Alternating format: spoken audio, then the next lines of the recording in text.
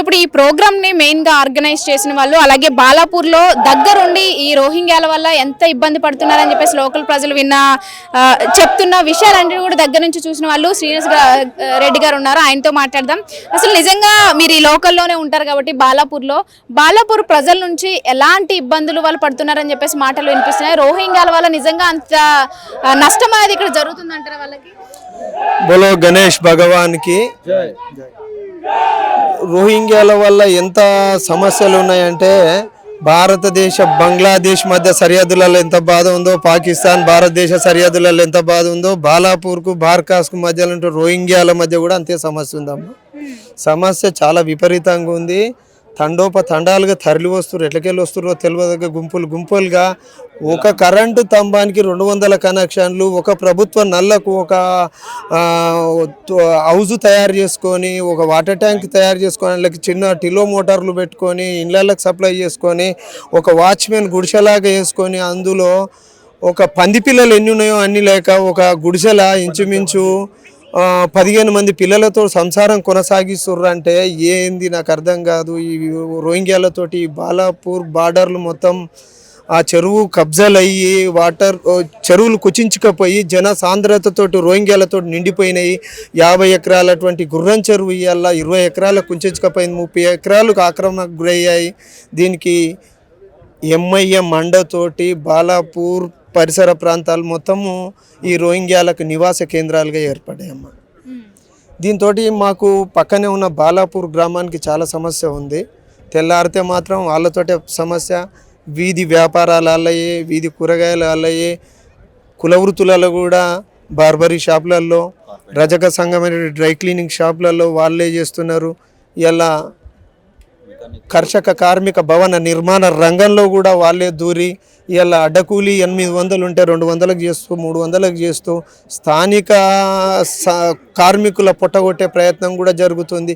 వాళ్ళు విదేశాల నుంచి ఎట్లా వచ్చి బతకాలంటే ఇంత పొట్టకూటి కోసం తిని బతకాలనే ఉద్దేశంతో లోకల్ లీడర్లతోటి ఆధార్ కార్డులు సంపాదించి ఆధార్ కార్డులతోటి ట్రిబుల్ డ్రైవింగ్ చేస్తూ సెల్ ఫోన్లు మాట్లాడితే మేము స్థానికులుగా సెల్ ఫోన్లు పట్టుకొని బాబు మీకు ఆధార్ కార్డులు ఏంది సెల్ ఫోన్లు ఎట్లా వస్తాయని కూడా క్వశ్చన్ చేస్తే మా సార్ ఇప్పించండి. ఏ సార్ రా బాబు అంటే ఈ సార్ అని ఎంఐఎం లీడర్ల పేర్లు చెప్తున్నారు. దానికి వీరు ఇతోధికంగా సహాయపడ్డట్టే కదా.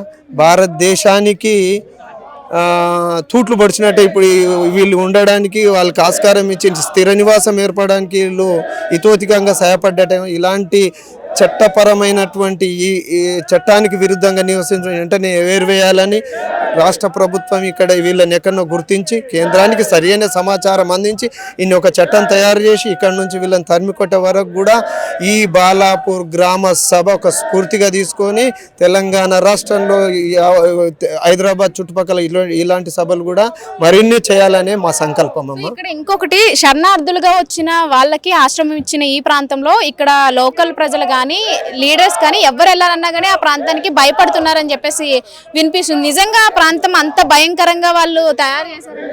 చాలా భయంకరంగా ఉందమ్మా. అంటే ప్రభుత్వాలు కొమ్ము కాస్తున్నప్పుడు ఎవరైనా ప్రజలకు బలం వస్తుంది కాబట్టి దాన్ని ఆసరాగా తీసుకొని ఇక చెప్పొద్దు కానీ కొన్ని ఇతోధికంగా సహాయపడుతున్నటువంటి రాజకీయ నాయకుల అండతోటే ఇక్కడ కార్యక్రమాలు జరుగుతున్నాయి. దాన్ని మేము దాడులు కూడా జరుగుతాయి, భౌతిక దాడులు జరుగుతాయమ్మా. దాడులు కాదు, భౌతిక దాడులు కూడా జరుగుతాయి. ఓ కరెంట్ వేయిండు మన ఇంట్లోకి వచ్చి నెల బిల్ కట్టకపోతే కరెంట్ కట్ చేస్తాడు. ఆడికి పోయి తంబమే కరెంట్ కట్ చేయరంటే నేను ఓన్ సార్ అంటాడు. ప్రభుత్వ ఉద్యోగి నేను ఓన్ అన్నప్పుడు జీతం ఎందుకు తీసుకుంటుండు? నల్ల కనెక్షన్ కట్ చేయమంటే నేను ఓన్ సార్ అంటాడు.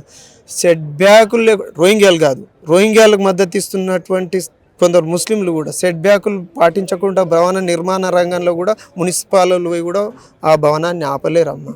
ఇక్కడ మాకు తెలిసింది అంటే భారతదేశంలో ఒకటే చట్టం ఉంది, ఒకటే రాజ్యాంగం ఉంది అనుకుంటున్నాం, కానీ ఇక్కడ చూస్తే 2 రాజ్యాంగాలు 2 చట్టాలు ఉన్నట్టుగా అనిపిస్తుంది. ఎందుకంటే ఇక్కడనేమో ఒక ప్లాట్ 100 గజాలకు 4 మూలల సెట్ బ్యాకులు జరుపుకోవాలి. అక్కడ పోతేనేమో ప్రభుత్వ లేఅవుట్కి ఇచ్చినటువంటి రోడ్లకు 4 ఫీట్ల బాల్కాన్ని ఇచ్చి కట్టుకుంటారమ్మా. మనం ఇల్లు కడితే 100 గజాలలో 2 రూమ్లు వస్తాయి, వాళ్ళు 100 గజాలు ఇల్లు కడితే 5 రూమ్లు వస్తాయి. ఎందుకంటే రోడ్డును ఆక్రమించి కడతారు. కాబట్టి ఇలాంటి కనువిప్పు కావాలి, హిందూ సమాజం సంఘటితం కావాలి. హిందూ సంఘటితమై ఇలాంటి విచ్ఛిన్నమైనటువంటి హిందూను సంఘటితం చేయాలి, ప్రేరేపించాలి. జాగో భాగ్యనగర్, చలో బాలాపూర్ అనే ఈ యొక్క ఐందవ సమైక్య వేదికను ఏర్పాటు చేసి ఈ యొక్క సభను చూస్తుంటే అర్థమవుతుంది, ఇంత పెద్ద మహాసభ ఏర్పాటు చేయిస్తుండగా ఇంతమంది గ్రామస్తులు అలాగే సంఘాల ప్రజలంతా కూడా వస్తే జాయిన్ అవుతుంటే తెలుస్తుంది నిజంగా ఎంతమంది బాధితులు ఉంటే ఇంతమంది బయటకు వచ్చి వాళ్ళు స్టాండ్ తీసుకుంటారని చెప్పేసి. అమ్మ నేనేమంటున్నా అంటే పార్టీలకు అతీతంగా ఒకటే కాషాయం పార్టీ కాదు, పార్టీలకు అతీతంగా అన్ని పార్టీలు ఇక్కడ ఏమవుతున్నాయంటే అన్ని పార్టీలోళ్ళు కూడా వాళ్ళతోటి ప్రాబ్లాన్ని సేవ్ చేస్తున్నారు కాబట్టి, వాళ్ళు ప్రాబ్లాన్ని ఎదుర్కొంటారు కాబట్టి వాళ్ళ ఇళ్ళ పక్క కూడా ఇలా ముస్లిం రోహింగ్యాలు వచ్చి కూర్చున్నారు. అందుకబట్టి వీళ్ళందరం ఏకం కాకపోతే మరో ఓల్డ్ సిటీ, మరో చంద్రాంగుట్ట, మరో చతిర్నాక, మరో కొత్తపేట, మరో వెంకటపురం, పాడిషేర్పులాగా హిందువులు అక్కడ మైనార్టీలు అయ్యారు, మైనార్టీలు ఏమో స్థానికులు అయిపోయారు. మన భారతదేశంలో ఇలాంటి సమస్య రాకుండా ఈ బాలాపూర్ కూడా అలా కాకుండా ఇప్పటి నుంచి కూడా మనం మోటివేషన్ అయ్యి మనం యొక్క స్ఫూర్తిదాయకంగా ఒక శక్తివంతంగా హిందూ జాగృతంగా సంఘటిత శక్తిగా ఉండాలని, ఏ సమస్య వచ్చినా మనం కలిసి పోరాడాలి, కలిసికట్టుగా ఉండాలని ఈ యొక్క ఐక్య వేదిక ద్వారా పిలుపమ్మ.